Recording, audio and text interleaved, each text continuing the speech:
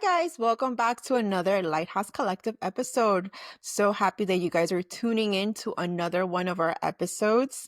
We're here starting another week, I believe, and it's been one of those weeks where, as moms, we sometimes feel like a little bit overwhelmed, but here we are. Back on the grind, back on the podcast, and I'm here along with my beautiful sister that I love so much. We have a beautiful topic to share today. I believe in honor of Mother's Day weekend coming up. So, sis, what's up? How are you? Well, I have so much on my to-do list, Mm-hmm. and my constant prayer has been, God, give me grace to do the things that I need to get done today. For sure. Like, give me focus, give me productivity, just like align things. And because if not, I will definitely get overwhelmed and just Shut shut down. down because it's a lot. Yeah, I feel you. I feel you. Right now, we're like for me, it's like the boys are wrapping up the school year. So there's a lot of like practice for testing and things like that. So it's like you kind of feel like the tension at home because it's like obviously, I have my nene that we know we have to push him a little bit more. So it's been a little bit like reminding him like we need you to make sure you're good in your part because this test is important and you need to make sure you give it your best. And then we have Jacob that is just like study, study, study because I gotta do good and I have to do. And we felt so bad. He was like until 8 o'clock at night last night doing homework. So it was a lot because he was like studying. So I think we're all kind of like, Yeah, it's the end of the school year. mm-hmm, I mean, we're not that intense just mm-hmm, yet, but you're hearing you, I'm like, oh my gosh, I remember like yeah. the craziness of like studying for tests. And I was very much like Jacob in that sense. I was a bookworm, like in my books, like making sure I understood the curriculum because I did not like getting bad grades. Yeah. And and so like I get it. It can definitely be stressful. So I'll be praying for you guys, kind of Thank like you. Yeah, all prayers are received. and so talking about prayers, and kids, right? Hmm. And just life in general. We wanted to have this conversation kind of in honor of Mother's Day. And that conversation is about praying over our kids. Hmm. As moms, we wear so many hats. You know, we're not just only a mom, we're caregivers, we're nurses, we're teachers, we're We're comfort chefs. kiddos. We're just comfort. Yeah, we're chefs, we cook, I don't know we about chefs. clean. I mean, For those who know me, know that I'm not a chef. That hat I do not wear. well, okay, some of us, we clean our house, we wear so many hats, and then we're wives, we're employees, we're business Hmm. owners, we're all of these things. And so there's one hat that we wanted to talk about that sometimes we forget that we have that hat, and that hat is very important in our motherhood for our kids. And that hat is being a prayer warrior. It's praying over our children and not just like, okay, God, watch over them, protect them, like not shallow prayers. Like sometimes we need to just get in our prayer closet and pray over our kids with um with fervency is the Hmm. word. Kind of like just really focused, really dedicated, asking the Holy Spirit, what does my kid need? Like, how do I need to pray for them? Because every kid has different needs, you know? And so, how do I pray? What do I pray over them? What promises do I declare? So, I think as mothers, I wanted to make sure that we had this conversation because I know that there's a few moms that listen to us on the pod or soon to be mommies. Hmm. Um, And so, what kind of tools and advice and also perspective as moms can we Hmm. give them on how to pray for their kids? Hmm. For sure. Um, to be honest, like I've always remembered my mom always told us, and I think this is something we always heard from her and my father as well.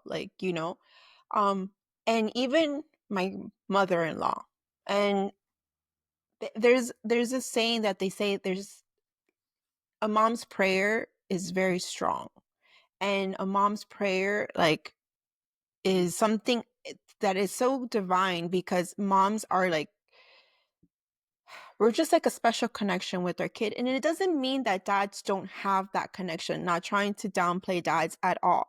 But there's just something that moms can perceive faster than a father can. And it's so simple because I would always remember, and I've noticed that in my mom, and now being a mom as well. There's things that as a mom you come into a room and you can perceive my son's not okay. Something's wrong with my child. And and it's crazy because you think about it that it's only in those moments where you have them with you. But I see my mom and I remember my mother-in-law as well. She would randomly call my husband and be like, Mijo, are you going through something? Because God has put you in my heart and I've been praying for you and this and this and that. And it was like, wow, like, like there's a connection. And I feel God has given that tool to us for a reason. And it's because He wants us to have that warrior prayer for our kids because it's so important because we have when he gave us our children, he gave us a responsibility over them.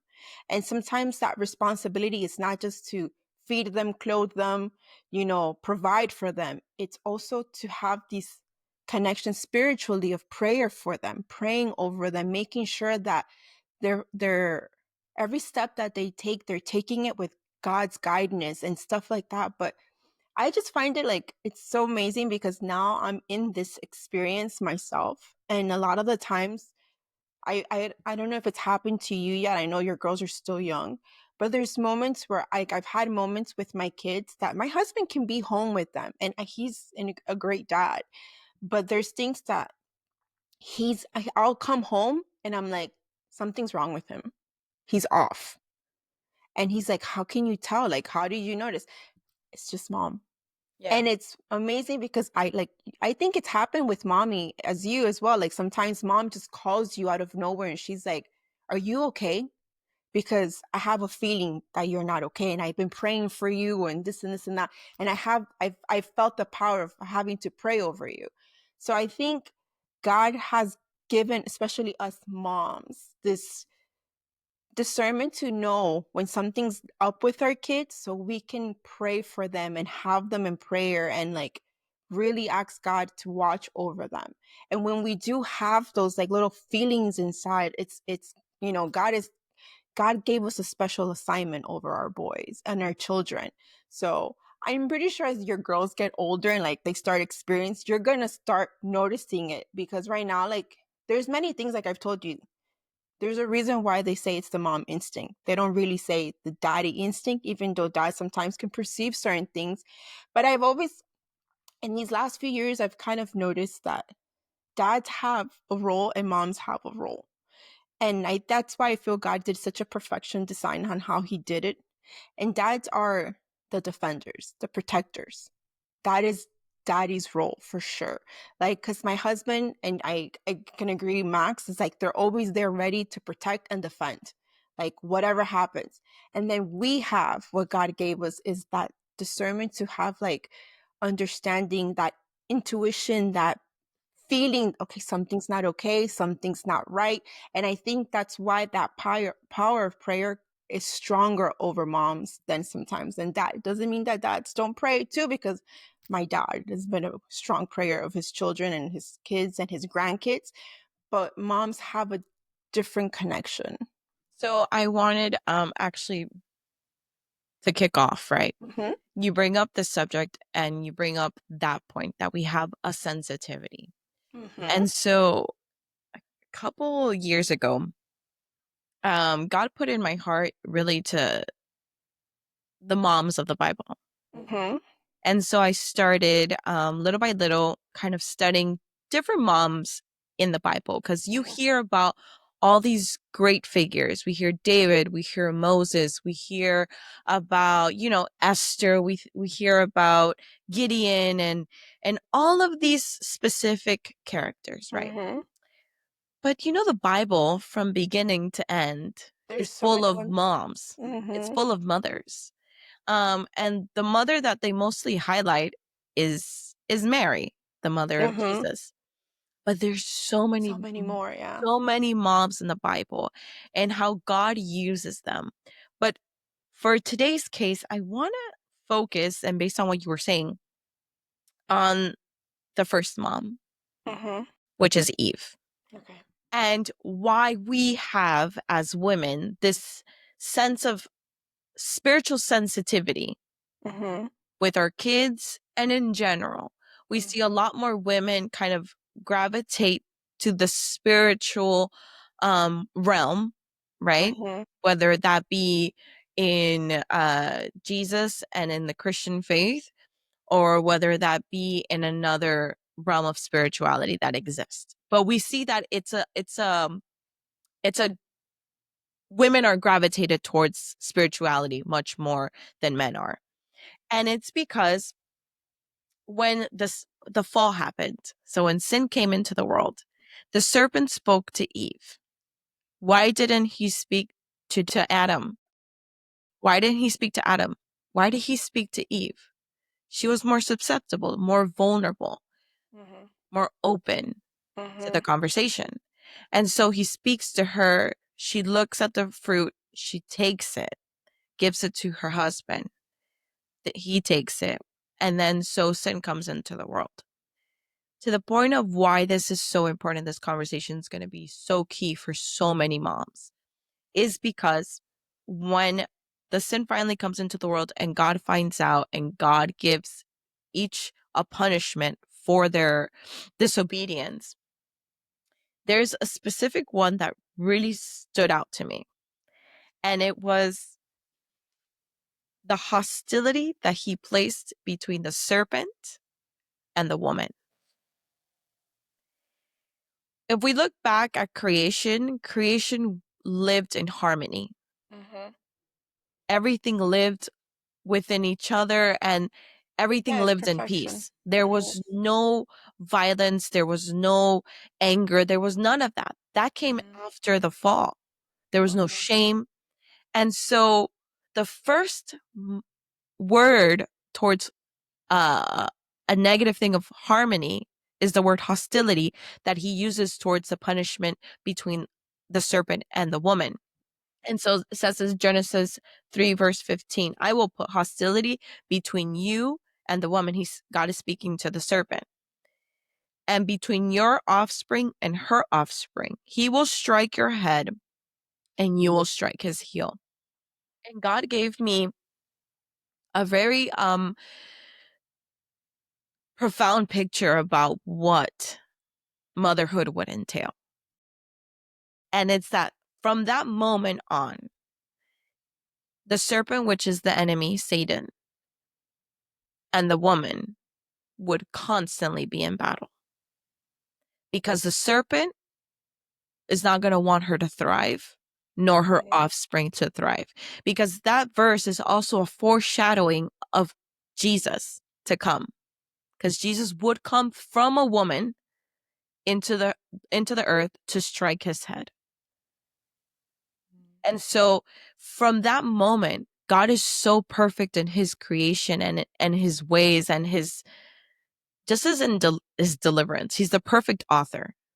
He's like, from this moment on, women and the enemy are going to be in fighting mode. And the enemy is going to go towards your children. And so I think of it and I'm like, okay, women, moms, we're not going to put our kids in things of danger. We become mama bears, right? We Mhm. don't want our kids to be in danger. We don't If you're a loving mom and you love your kids, like you want to protect your kids. Like you Mhm. want to make sure that they're okay and that nobody's doing anything to harm them. But there is somebody that's trying to harm them. And are Mhm. you aware of it? Because like circling back to our conversation in regards to, engaging in the war within our mind, we know that the war that we wage is not against flesh and blood, but against the spiritual things of the spiritual realm. So if you know that something is after your kid, why not fight for that?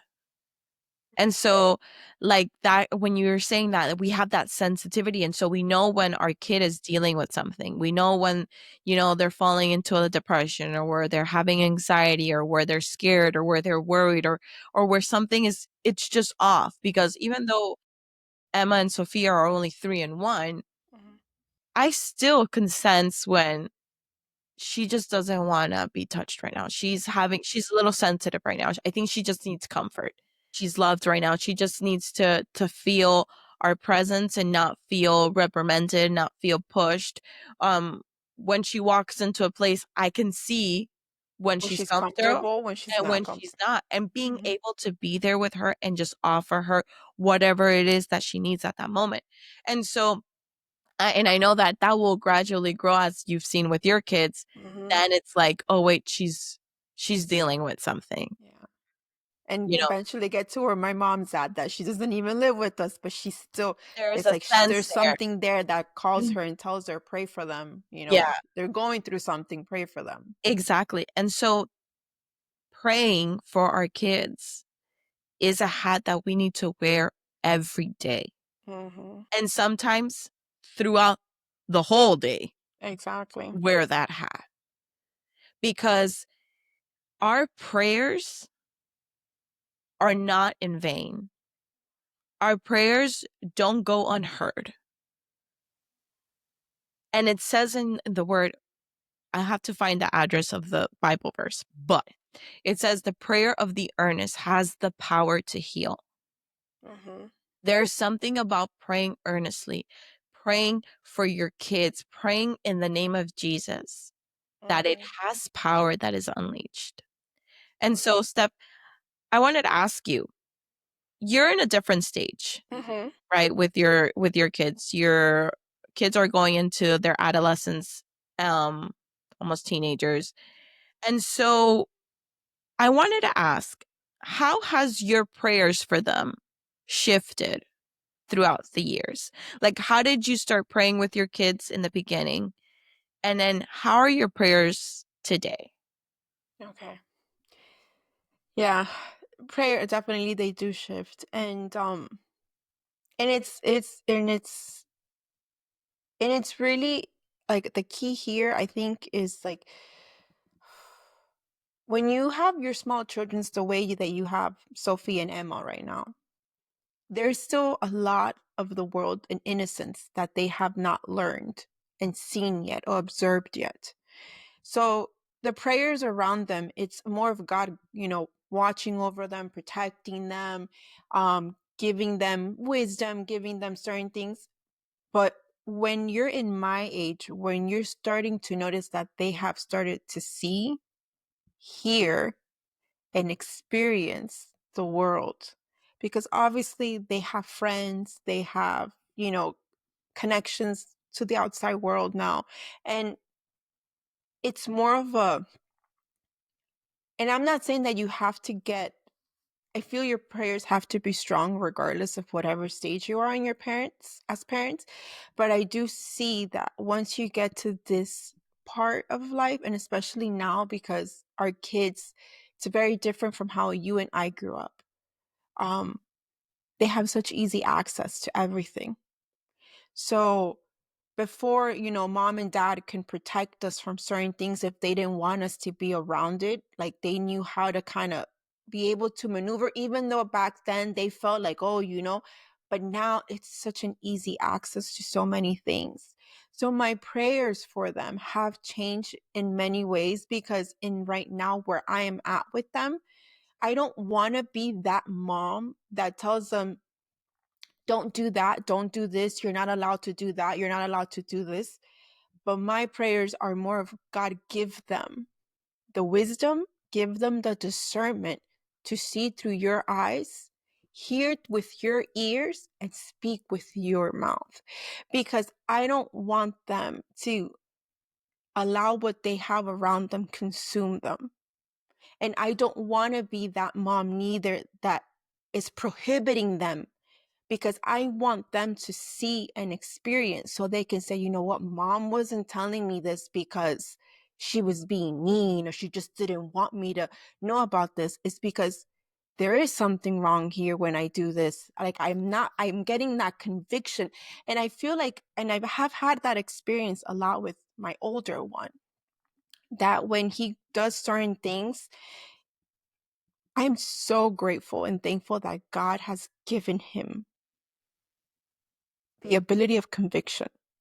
And I don't know if all of you hearing understand what conviction is. Conviction is not condemnation. It's more of conviction is when God reveals something to you and gives you that understanding like this isn't good. Like, and then you feel bad because you know you're doing something that isn't right. And you're having that battle back and forth of like, but I want to, but I'm not feeling good when I do it. That's God giving you conviction of, you know, I'm showing you and you need to correct, you know, I want you to correct this. And that for me is such a beautiful thing because I feel like I'm not the one that like, don't get me wrong, I'm not saying that as parents, there isn't things that we won't tell our kids, you can't do this, you can't do that. But there's certain things that I want them to have and experience that own conviction for themselves. Like right now, in my case, video games is a very strong thing. And I think a lot of moms that have kids right now with they're sharing the same age as mine kids, like 10, 12, 13 going on. Video games is something that all kids want to do. And all these kids want to be is on Roblox. And you know, I have my parental guidelines and stuff like that. But I know that el que quiera, whoever wants to do bad, I was about to do Spanglish, whoever wants to do bad is going to do bad. And And they're going to find a way. they're going to find a way to make it accessible to the kids whose parents are trying to protect them from certain things. I pray, and my prayers for my kids is that when they come across these things, that the Holy Spirit that resides within them doesn't allow them to feel comfortable. Okay, that doesn't give them like this game is looks fun, everybody's playing, but like it's not hitting me where I'm supposed to, and gives them conviction of it. Just the other day we had like a similar situation with my boys, and I reminded them, and I told them, I'm like, you know, boys, like I pray a lot to God and I ask God to give you guys wisdom. And we always have like this little session of words of affirmation that we do. And I always remind them. And I told them, I'm like, you know, I can't be in everything you guys do. I'm not going to be in everything that you guys do. I'm not going to be present in every decision that you guys make. I'm not going to be around with every word that you speak. But my prayers are with you every single day. That God gives you guys the wisdom, the understanding, the discernment, and the conviction so you guys can see for yourselves and experience it for yourselves. But I have to have trust and faith in the one above, that He's hearing my prayers and that He's putting that guard of protection over them. And as well, bringing them revelation of what they know what's right and they know what's wrong. Are they going to make mistakes throughout life? They are, because none of us are perfect. But the fact that for me, and it's something that I've read upon a lot, and I've kind of been like, it's that power of conviction. And I feel like people need to understand that if God is not convicting you of certain things, He's not working in you, because you need that power of conviction to know that, okay, He's working. Because if He's bringing me that conviction, it's because He's bringing me clarity and understanding and like perspective of something that I'm doing that I shouldn't be doing.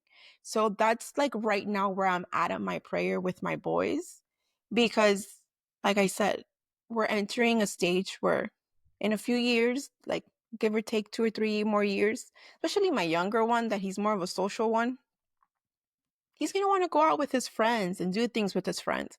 I can't be everywhere. I'm not going to be everywhere with him. but I have to know that my prayers are there and that those, especially those four things, are always there with them: wisdom, discernment, understanding, and conviction. Because I know that within those things, I know God is going to bring them clarity. And if they ever do something that they know they're not supposed to, may God give them that conviction to see where they went wrong. So that's where my prayers right now with my boys are, and especially in the phase that we are now. Don't know once we officially hit those teen eras and things happen. Like I said, next school year, we start middle school. It's going to be a whole different vibe. Don't know what else I will have to add into that mixer Yeah. once the prayers start. But Yeah, that's where we are right now. that's really good because a lot of people kind of think that, well, if I just pray that they're protected, No. that is more than enough. Or, that they're okay. And it's like, I mean, protection from what? Like, and not only that, you got to be intentional. Like, protection about what? What? Exactly. From what? Protection physically, protection mentally. Like, we see so many kids after the pandemic that ended up struggling with all of this anxiety and depression. I think of myself in regards to growing up, not saying that we know that mommy and Mommy daddy prayed. prayed Mm-hmm. a lot, and she's always been very much in her prayer. But I struggled a lot with anxiety. Yeah. And like we said it before, we knew there was something, but we didn't know the word to it, you Hmm. know? And so, and from such a young age, and if you notice that your kid struggles with anxiety, if your kid struggles with um feeling, for instance, I see that my little one, Sophia, she's 1, but I see that she has a really strong character.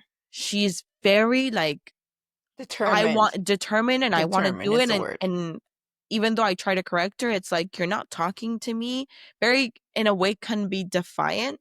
And Yeah, I it did, seems defined, but and it's so you see things from such a young age, and so I started praying like, God, I help me hmm nurture the character that you gave her, because it's not a bad hmm characteristic to be strong-willed, to be determined.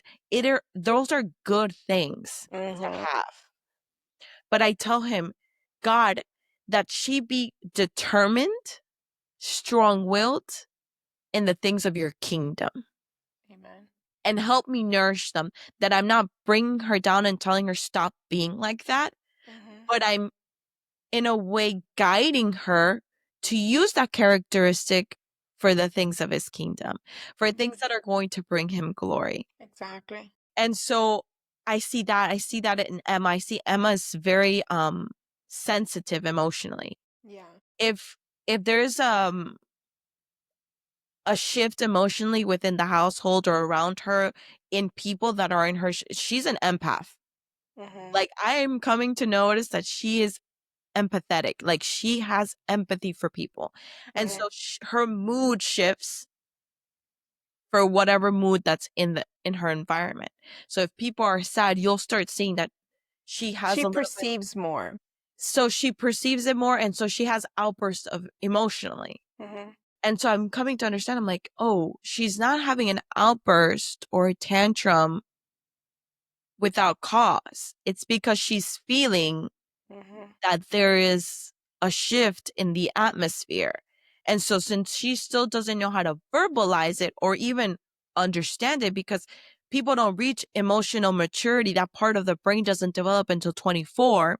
hmm I, as her mommy, have to, in that moment, be there and also pray, God, continue to develop that empathy, because that is a beautiful thing to have, hmm because that's something that lacks in the world. Definitely. Um, and help nourish that empathy that she carries, and that people don't take advantage of it. Of course. Because I know that with that empathy, you're going to radiate your love to other people. hmm And so I noticed, like, with things so little, like, she'll go and hug a person, and she's like, "Oh my god, she hugged me." And I've gotten that reaction, like, kids never hug me. And I And just to let you guys know, she's not the touchy feeling person. She's not. Like, she's more reserved. reserved and she's more standoffish. So when she's giving you a hug, it's because she's perceiving and she feels I you know what? I remember that day when we went to Disney for her birthday. My husband had recently his mom had recently passed away, and she had always, like, not that she's not mean to him, but she just wasn't really like touchy with him. So, and it was so crazy because we got stuck because of the rain, and we were all sitting like waiting for the rain to stop, and she just gave him such a huge hug that we all like looked at each other like, whoa, like, what was that? And then, yeah, I realized she knew, it's like she perceived like he's not okay. So let me give him, and she gave him like the biggest hug the only person she hugs nonstop without questions It's her is her cousin. cousin Matthew. Yeah. No, and I noticed it the other day. I went to go pick her up from school, and I see that she's sitting at a bench with a friend, and her friend is crying. And her friend's just crying, crying, and she's just sitting there with her. And when Emma sees me, she comes running to me crying. So I thought something had happened. And her teacher comes and she's like, "No, she's been fine." Mm-hmm. But her friend has been crying all day because she had been with her parents for like 3 weeks and had not been in school for like 3 weeks. Oh. And so her friend's been crying all day, but Emma's been fine. Mm-hmm. And I was like, Emma was feeling her sadness. And then when she saw me, she knew that that's why her friend was crying. And so she released like that pain that Uh-huh. she saw with her friend, like with me. And she's like, "Mommy, Oh. mommy, I missed you."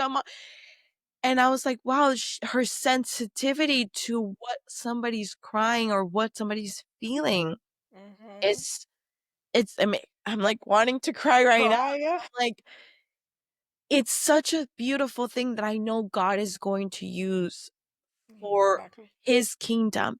And so I pray, like, those are the things that I see and I'm praying and being intentional about. Mm-hmm. I also pray because I think that's a prayer that daddy taught us. Mm-hmm. Um our dad taught us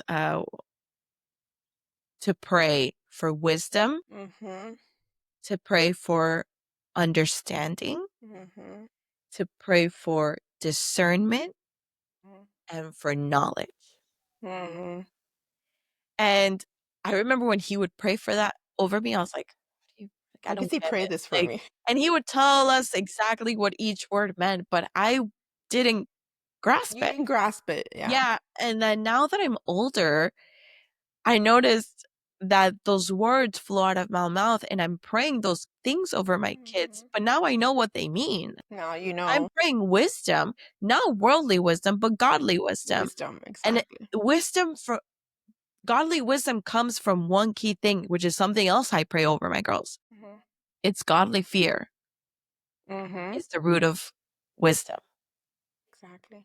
And so I pray, Lord, let them be God fearing women above all else, Above all. that they fear you, and that godly fear is not that they're scared of you, but that they have a reverence of knowing who you are and what you have done Mhm. and the position that they should have you in their hearts. And so I pray that. And so I go, that they have godly wisdom, that they have understanding. Mhm. And understanding is like understanding of the things happening around them.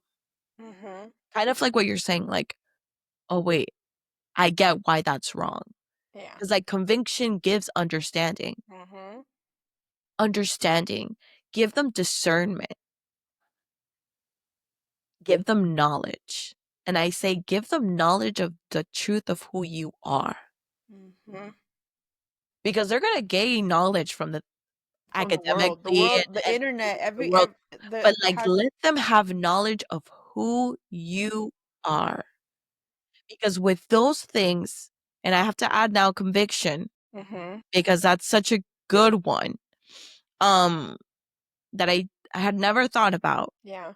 And so because it's right, like, we teach them, Mhm. instruct the child in the way to go and the things of the Lord, Mhm. and they shall not depart from. But you have to instruct them, but you can't be there all the time.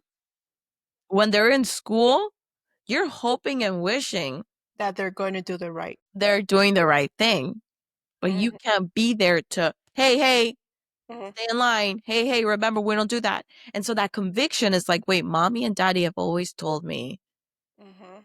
that I shouldn't do that. In my case right now, what I always remind my boys, I want to remind you guys, I won't be in school with you. I won't walk the halls with you. But remember who is. Remember who is. You can lie to me. You can lie to your teachers. But you can't lie to the one who walks beside you. So have understanding that He will give you grace for you to do what's right. But if you make the wrong choice, and remember, He has a way of bringing everything you do. It might take time sometimes it comes out a little bit faster, but He will bring it to light.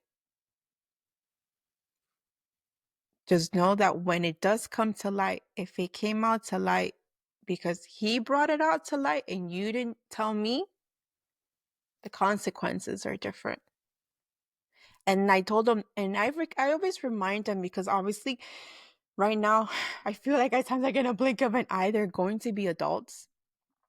And I want them to understand that no matter where they're going, like right now, whatever decisions they make right now, it can have an effect. It will have an effect. And especially if they're making the wrong decisions that they know that God doesn't want them to do. So that's why it's so important, the conviction part, because I feel like through there, like God is going to show them, like, you know, you're going down the wrong path, you know, you're doing something that you know you're not supposed to be doing. And I've had like a couple incidents already with my boys, especially when it comes to my older one with schoolwork and stuff like that. That sometimes like he'll tell me something and then, oh no, mom, I don't have to do this. And then we find out he did have something to do. So I told him, I'm like, I want to remind you over and over, you can lie, but God will have a way of bringing it to light. So he always looks at me like, you're right, mom.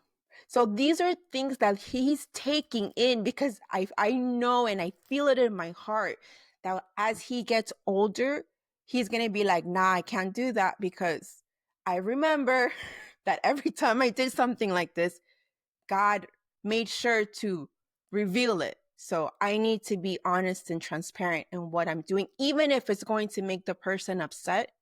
I need to share them with the truth. So it's beautiful to see how like I'm this little bit right now like that we're building with them. It's coming and it's good to see that I know that it's sinking in there with them, you know. I'm And finding a quote, can't remember, because you're saying something and it's like coming to my mind and I can't for the life of me remember it. But it goes to what you're saying. mhm, When we started this podcast, we talked about how we know from because of the fall, there's a hostility mhm, between the woman and the serpent, mhm, and that the serpent is going to go after our offspring, and his mhm, offspring is going to go against our offspring, and there's going to be a constant hostility there. And so I heard this quote, and I'm probably going to misquote it, but it says, bring him down when he's a kid before he becomes a king. And when I heard that, I was like, oh my gosh. Why is it that in our adulthood, now that I'm in therapy, Mm-hmm. I noticed that I have so much things from my childhood and from my, adolescence that became traumas, that became bad habits, that became things that hurt me, that Mm-hmm. I didn't heal from correctly, that I was told to brush aside, to not look into, just, put on your big girl panties and just keep pressing forward. And it's because the enemy wanted to knock me down before I became an adult. Mm-hmm. So what we're trying to encourage you ladies and parents in general, if you're a dad listening to this, is that the prayers for your kids right now are weapons that you are covering them in, Mm-hmm. so that when the attacks of the enemy come, they're not knocking them down. They're not creating trauma. They're not creating hurt that they're going to walk with for years. Mm-hmm. There is not, it's not by coincidence that you are that child's parent. Mm-hmm. There, God chose you. I, and thank you. God chose you. Mm-hmm. I see a lot of parents writing, thank you, daughter, thank you, son, for choosing me to be your mom. They did not choose you. God chose you. God has equipped you to be their mother, Mm-hmm. their parent. Their child didn't choose you, because if we know, as teenager myself, given the opportunity to choose a different parent in my rebellion, I would have gone ahead and chose a different parent. For sure. For sure you would have. You would have walked out and said, I don't want these parents. Take them back. Can I get a refund? Can I get a return? Because, Return. yes, because in our rebellion, in our adolescence, your kids are going to go through a stage where they're going to think that you're not, We're the worst. We're we're, gonna be enemies. we're their enemies. We don't understand anything that they're doing, because I was that adolescent. And so your children didn't choose you, and stop saying that they chose you. God chose you. God gave you authority over them. God gave you them to steward. God gave you them to protect. God gave them to you, and therefore has equipped you to be Mhm. their mom and dad. And it goes back to something that we said a few weeks ago. And I remember we shared this, and they are the only thing that he gave you to make sure you teach them, raise them, because they're the only ones you're taking to heaven. That if you instruct them in the proper way, that if you show them the way of the It's Lord, the only thing. it's the only thing that will go with you to heaven. My mom has a Bible verse, and she says, um, believe, let you believe, and you and your whole household Believe. will believe and will be saved. And Mm-hmm. so it starts with you, and it will Mm-hmm. seep in through your children. No matter how much they stray, they won't stray that far, Mm-hmm. because I strayed. Mm-hmm. And I think that's been my mom's promise in her heart for For so sure. many years, since she started in ministry, since she became a mom. She's like, I know if I believe, like, in my belief, I know my kids will be saved. I know my household will be fine, because Mm-hmm. I believe in you, because I take your word for what it is. Mm-hmm. My father's too. My father is like, I know what I've been instructed to be. Mm-hmm. Yeah. And yes, they will part, but I will continue to instruct them. Mhm. And so those are their promises Mhm. because they know that God is faithful. So, mom, dad, if you're listening to this, Mhm. pray for your kids. Get in on your knees, get in your prayer closet, find resources, find scriptures to pray for Mhm. your children. I pray a specific Bible verse that I prayed was given to me a few years back from a beloved pastor of mine, Pastor Maria, Mhm. who walked with me in my season of encountering Jesus. Mhm. And she I wish I could tell her. I should tell her. Um she gave me that Bible verse and she's like, "I feel like I need to give this to you." And it's in Zechariah 2:9. Let me pull it up here so I can read it to all of you guys. But now I see that that is my prayer for my girls. Mhm. And I pray that over them and I start crying and I just like, Lord, let that be manifested in their lives. And it's amazing to see, like, now kind of understand where our mom and like see what we used to see in her before, like when, especially how you said in your adolescence. And I have to agree myself, like there's one era I think where I gave my parents a lot of heartache was my adolescence. And and it's beautiful because I think recently when we shared this venture with them that we wanted to begin, and we let both of them know, like, we wanted to thank them because this came from their prayers, from how they formed us, how they taught us. And even though they saw us derail many times, God was so faithful in their prayers that we found the way back to the line of where we had to follow. So that's what I pray for my boys as well, because I'm not going to sit here and say that they won't derail. They probably will derail, and it's part of their journey and their own personal growth and relationship with God. But as a mom's prayer is that they always find their way back and guide themselves back on that line of where they need to walk. And I think for my parents, it brings them so much rejoice and happiness to see that even though, like we said it, like you went through your stage of, if you could have exchanged them, you would have probably exchanged them. I as well. But for them to see that, wow, like my kids, like what we did with them, they're still back on that track. And that promise that my mom had, it has not gone in vain. God has let her know, like, I gave you that promise, and you will see how each one of the ones that I gave you for you to take care of will walk in that line with you as well. Yeah. So it's And beautiful. it's crazy that you say that because when you said that, I walked such a dark season in my adolescence. We both did differently, but we But did. yeah, I walked such a dark season, and I remember when I was little, she would always call me her cajita de sonrisas. Mhm.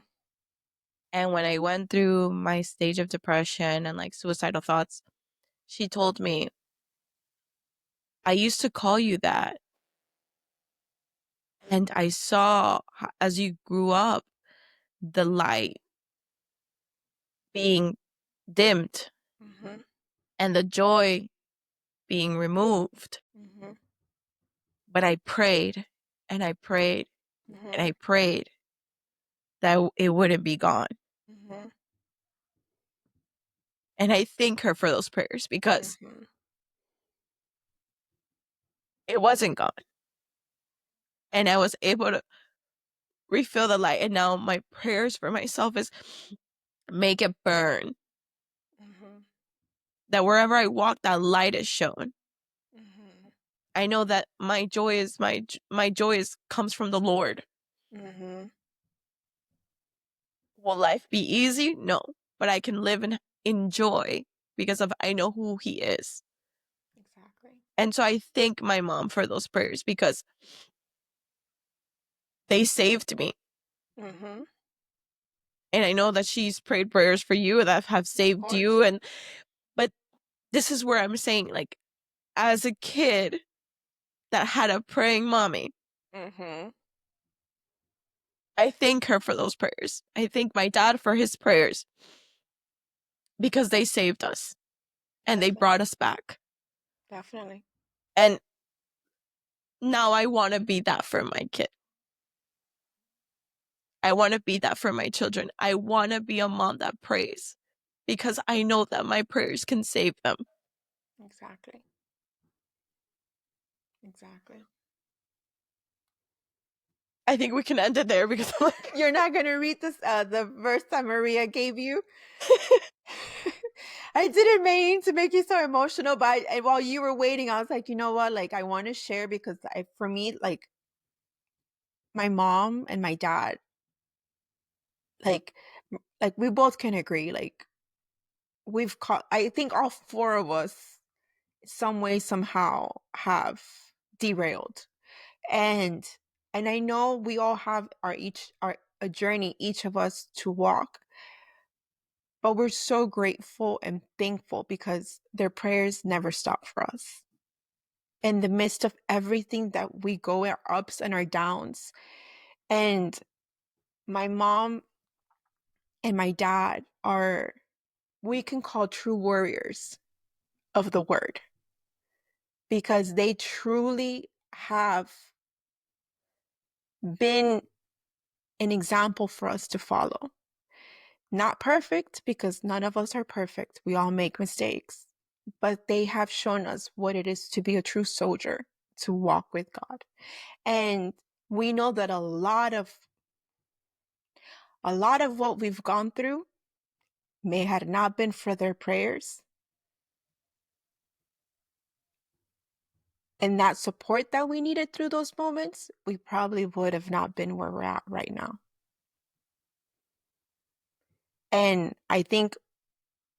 I believe you, it's just you and I in this one, but I think if we had our brothers here, I think we all can agree with it. And we all would sit here like, yeah, definitely. If our parents would have not prayed for us, we wouldn't be where we're at right now. So, in honor of Mother's Day as well, like we do want to do a shout out to our mom. Like our mom, she's amazing. Um, Words can't describe how grateful and thankful and blessed I am to have her as my mom. And even though I know she struggles at times, feeling worthy at times, I want her to know that she's so worthy and she's so loved. And thank you for being the mom that you've been throughout all these years to us. That the moms that we are today, we can honestly say is a pillar example of who you showed us. And we're thankful for that. yeah, mommy, we love you so We much. love you so much, Mom. And you're also like our number one fan. We love you. Guys, we just pray in this moment. I think ending it in prayer is just the way to go. And so I lift up, God, in this moment, each and every mother, father that is currently listening to the sound of my voice. I lift them up, God, and I pray over their homes. I pray over their children, God, that your light shine, that you move within the midst of their home, God, that you bring them together for your glory, that you impart within them wisdom, understanding, discernment, knowledge, conviction, God. That you are a hedge of protection around them, around their children, in their coming and their going. That you shine your face upon them, God, and you give them grace, you give them mercy, you give them peace, you give them strength, God.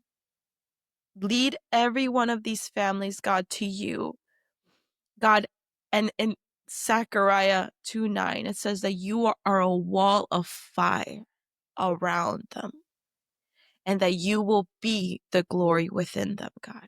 I declare that over each and every family listening right now, that you are the wall of fire around them and the glory within each and every one of the individuals in that home. We give you thanks, God, for your mercy. We give you thanks for your grace. We give you thanks for your love, because you could have left us, but you left the 99 for us so that we can come in relationship with you. And for that, God, we give you all the glory. We give you all the praise. And in Jesus' name we pray. Amen. Thank you guys. Thank you guys for listening. I hope you guys enjoyed this episode. It got a little bit emotional towards the end, but to all the moms listening to us, happy Mother's Day. Um, and to all the dads out there too, thank you for listening and hope you guys tune into our next one.